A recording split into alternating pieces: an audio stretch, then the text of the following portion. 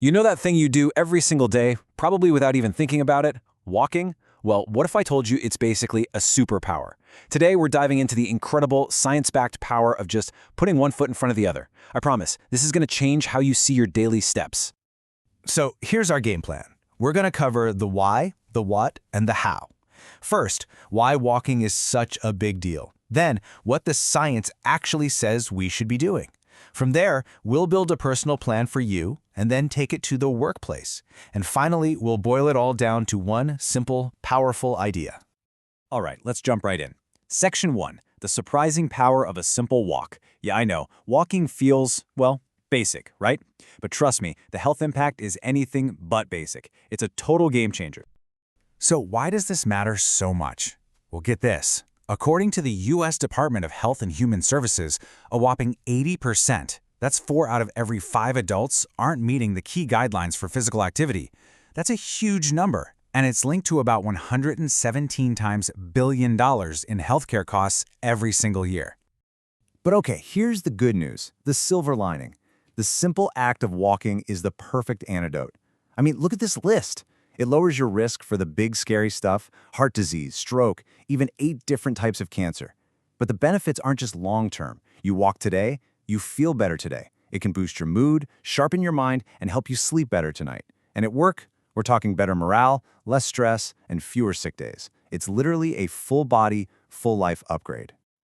And this right here might be the most important message from the official guidelines. Some physical activity is better than none. Let that sink in.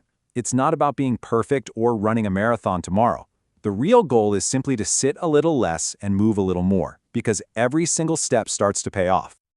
Okay, so move more. That sounds great, but what does that actually mean? Like, how much is enough? Let's get into the science of a step and look at what the experts officially recommend. This chart, wow, it really puts that 80% problem into perspective, doesn't it? You can see it right there. Only about a quarter of men and even fewer women, just under 1 in 5, are hitting both of the key exercise targets. It shows this huge gap between what we know we should do and what most of us are actually doing. So what's the first big target to aim for?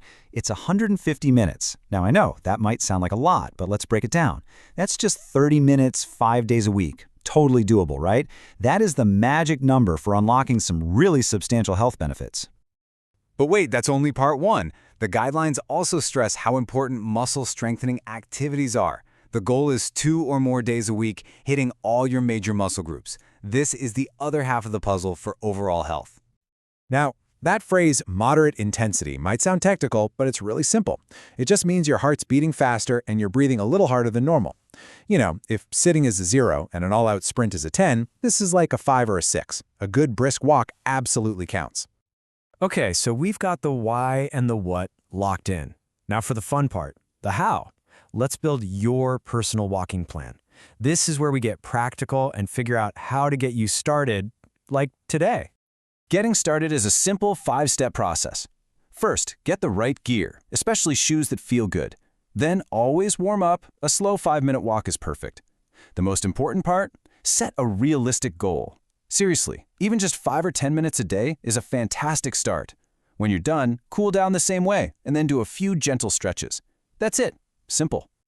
And to get the most out of every step, just think about your form for a second. Try to keep your head up, your back straight, let your arms swing freely, and walk smoothly, rolling your foot from heel to toe. This simple tweak turns a casual stroll into a real fitness stride. So, you've got your personal plan down. Now let's see how this can ripple out into the workplace. How can you use walking to build a healthier, more connected team? A corporate walking challenge can be incredibly effective, and it breaks down into 5 key stages. It starts with setting clear goals. Then you pick an app to make tracking easy. Next, you announce it and build up some excitement. During the challenge, you keep people engaged with updates and mini-goals. And finally, you wrap it all up with a celebration of everyone's hard work.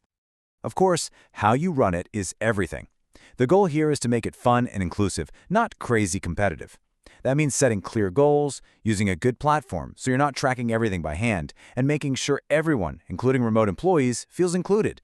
Communicate regularly, and whatever you do, don't forget to celebrate. Speaking of platforms, there are some great options. TeamUp is super flexible and very affordable. MoveSpring is more focused on simple step tracking and making it a game. And Wellable is a broader, more holistic platform. The key is just to pick the one that fits your company's goals and budget. And that brings us to our final section. Let's pull all of this together and focus on the main takeaway. Small steps truly lead to big impact. I love this heat map because it tells the whole story in one picture. The red on the left, that's the highest health risk, people who sit a lot and move very little.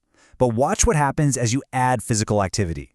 As you move from left to right on the map, the risk drops significantly, turning from yellow to that beautiful, healthy green.